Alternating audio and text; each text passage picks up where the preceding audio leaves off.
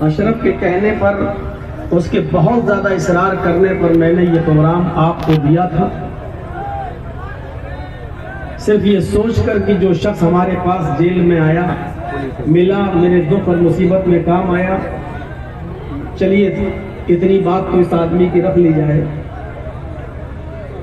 آپ کے آج کے اس جلسے نے اور آپ کے آج کے اس ہنگامے نے ہمیں اس بات پر فکر مند کر دیا ہے اور سوچنے پر مجبور کر دیا ہے کہ اب آگے کتنے پروگرام بہار میں دیے جائیں یا نہ دیے جائیں، یہ سوچنے پر ہمیں اس نے مجبور کر دیا۔ بہرحال آپ اپنی عادت سے مجبور ہیں اور میں بھی اپنی عادت سے مجبور ہوں۔ اللہ کی زمین بہت بڑی ہے، بہت وسیع ہے، اگر ہم بہار نہیں آئیں گے تو ایسا نہیں کہ اللہ رب العالمین ہمارے لیے دروازے بند کر دیں۔ آپ لوگ جلسہ سننے کے لائق نہیں ہیں، آپ لوگ دین کی باتیں سننے کے لائق نہیں ہیں، آپ لوگوں کے اندر دین کی اور شریعت کی محبت بالکل نہیں ہے، آپ لوگ بالکل نہ سننا چاہتے ہیں اور نہ سمجھنا چاہتے ہیں۔ یہ آج اس بات کا اندازہ بہت اچھی طریقے سے ہو گیا۔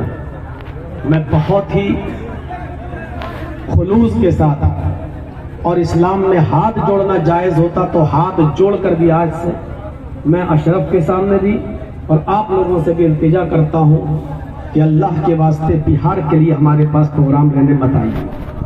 میرے اندر اتنی طاقت نہیں ہے کہ میں ان سب جھمیلوں کو بھی سہوں، اپنے دشمنوں کو بھی دیکھوں، اپنے مقدمے بھی جھیلوں اور اپنی پریشانیاں خود میں جھیلوں، اور جب کوئی اندر چلا جاتا ہے تو کون کس کے کتنے کام آتا ہے یہ جو اندر جاتا ہے اور جس کے اوپر مصیبت آتی ہے وہ بہتر سمجھتا ہے۔ اتنی چیزیں میں ایک ساتھ نہیں جھیل سکتا۔ آپ کا میدان بہت وسیع ہے، آپ کے پاس ایسے علماء ہیں جو ان تمام شور و ہنگامے میں پروگرام کر سکتے ہیں، وہ کریں، ان کے لیے میدان خالی ہے، لیکن ہم کو اس میدان سے آپ بچا کر رکھیے گا۔ یہ ہماری طاقت کی بات نہیں، میں اس کو جھیلوں۔ دیکھیے یہ ان لوگوں کا حال آپ دیکھ لیجئے، یہ پروگرام سننے کے لیے نہیں ہے، اور ابھی یہ جلسہ ختم کرنے کے بعد جب آپ فارغ ہوں گے تو کل سے ان مولویوں کی تحریریں بھی آپ پڑھیے گا فیس بک پر کہ باہر سے مولویوں کو بلایا جاتا ہے، 1-1 لاکھ اور 1.5 لاکھ روپے لیتے ہیں، قوم کا نقصان۔ کل سے ان ملا اور مولویوں کی تحریر بھی دیکھیے گا، وہ سب فیس بک، ان کو میں فیس کروں، آپ کے جلسے کو فیس کروں، اپنے مقدموں کو دیکھوں، اپنے والد محترم جو اس وقت ان کا ایک پھیپڑا خراب ہو چکا ہے اور جو سانس اور دمے کے مرض میں مبتلا ہیں اور جن کو ہارٹ کی بیماری ہے، میں اس وقت ان کو دیکھوں۔ یہ بہت سے چیلنجز ہیں اس وقت ہمارے سامنے، اس لیے میں آپ سے گزارش کرتا ہوں، آپ لوگ شانتی کا ماحول 20 سال سے اب تک نہیں دے پائے تو اب کیا دیں گے؟ میں یہ نہیں جانتا ہوں، میں جانتا ہوں کہ ہمدردی بھی بہت ہے، پیار بھی آپ کو بہت ہے، محبت بھی آپ کو ہم سے بہت ہے، مجھے اس بات سے بھی، لیکن ایسی محبت کا کیا فائدہ ہے جب کسی کی کوئی بات ہی نہ مانی جائے اور دعوے کیے جائیں کہ ہمیں محبت ہے، تو ایسی محبت کا کیا فائدہ ہے؟ جب ہم دین پر عمل نہ کر سکیں اور دین کی محبت کا دعویٰ کریں تو ایسی محبت کا کیا فائدہ؟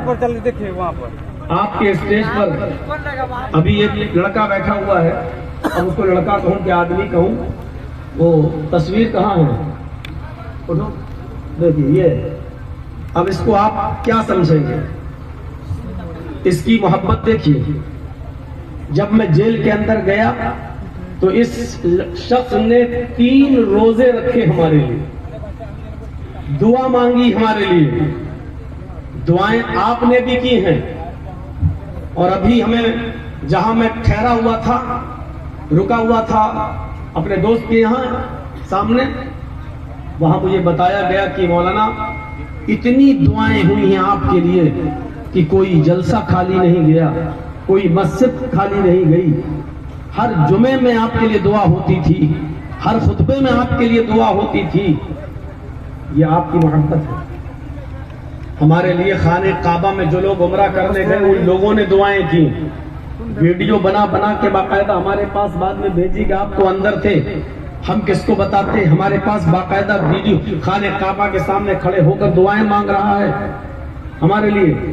الحمدللہ محبت کرنے والوں کی کمی نہیں ہے.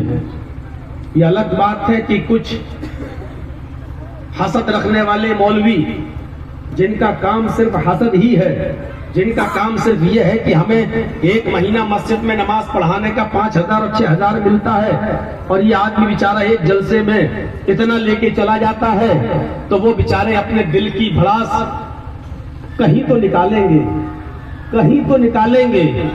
میں ان مولویوں سے کہنا چاہتا ہوں کہ اس مدرسے کو چلنے کے لیے 5 لاکھ 6 لاکھ 10 لاکھ روپیہ کی ضرورت پڑتی ہے، اور مولانا جرجیز کو بلا کر یہ بھیڑ جمع کر کے وہ چندہ کر لیتے ہیں، اور اگر اس چندے سے ان کا مدرسہ پورے سال چل جاتا ہے تو آپ کو دقت کیا ہے؟ اگر آپ چاہتے ہیں کہ مولانا جرجیز کو نہ بلایا جائے اور اتنا لمبا اور چوڑا خرچہ آپ کا نہ ہو تو آپ پورے سال کا خرچے کا انتظام کر دیجئے اس مدرسے کے لیے. یہاں کے بنیادی مسائل کو آپ حل کر دیجئے، آپ خود رسید چھپائیے اور چندہ کر کے لا کے دے دیجئے. میں دعوے کے ساتھ کہتا ہوں بہار کا کوئی مدرسے والا ہم کو انشاءاللہ نہیں بلائے گا. آپ کم سے کم اس سچویشن کو تو حل کیجئے، اس پریشانی کو تو سالو کیجئے جو ان کے ساتھ ہے. آپ یہ بھی نہیں کر سکتے ہیں، یہ بھی نہیں ہونے دے رہے ہیں، تو پھر کیسے کام چلے گا؟ مدرسے کیسے چلیں گے؟ اور پھر میرے بھائیوں آپ کا کام جو کچھ بھی ہے آپ کریے. میں نے فیس بک پر کبھی بحث و مباحثہ نہیں کیا ہے کیونکہ میں کیچڑ میں پتھر پھینکنے کا عادی نہیں ہوں، کیونکہ میں جانتا ہوں اس کیچڑ میں اگر پتھر پھینکوں گا تو چھینٹے ہمارے ہی کپڑوں پہ آئیں گے. بس ہم اتنا کہہ دیتے، میں نے اتنا بس میں کہتا رہتا ہوں کہ بھونکنے والوں کا کام ہے بھونکنا اور کام کرنے والوں کا کام ہے کام کرنا. اتنی تحریریں کرنے کے باوجود بیچارے نہیں روک پائے. کچھ لوگ تحریریں لکھتے ہیں اور کچھ لوگ کندھے پر بندوق رکھ کر تحریریں لکھواتے ہیں کہ ہمارا نام تو نہیں آئے لیکن یہ کام تم کرو. تو بیچارے وہ کام کرتے ہیں دوسروں کے اشاروں پر. میں اچھی طریقے سے فیس بکیا ان کٹب اللہوں کو جانتا ہوں کہ یہ کس کے اشاروں پر یہ تحریریں لکھی جا رہی ہیں اور کس نے یہ تحریر لکھ کے دی ہے، کیونکہ ان کے اندر تو 2 لائن لکھنے کی صلاحیت نہیں ہے. یہ اتنا لمبا چوڑا تحریر اور یہ اتنا لمبا چوڑا مضمون یہ کس کے کہنے پر اور کس کے اشاروں پر لکھا گیا سب اچھی طریقے سے واقف ہیں. لیکن میں جانتا ہوں کہ یہ کچھ نہیں ہو پائے گا. فیس بک وغیرہ سے میڈیا نے اتنا اچھالا، مولانا جرجیز کے ہاتھوں میں ہتھکڑی دکھائی، کوٹ کے اندر دکھایا اور ننگا ناچ ناچا، لیکن اس کے باوجود ایک رتی بھر مولانا جرجیز کی عزت میں کمی نہیں آئی. جس دن میں جیل سے نکلا اس دن جیل کے باہر کا منظر دیکھنے کے لائق تھا. میں جب جیل کے اندر تھا تو کیا دیوبندی، کیا بریلوی، کیا اہل حدیث، کیا جماعت اسلامی، ہر مسلک کے لوگ ہم سے ملنے کے لیے آئے.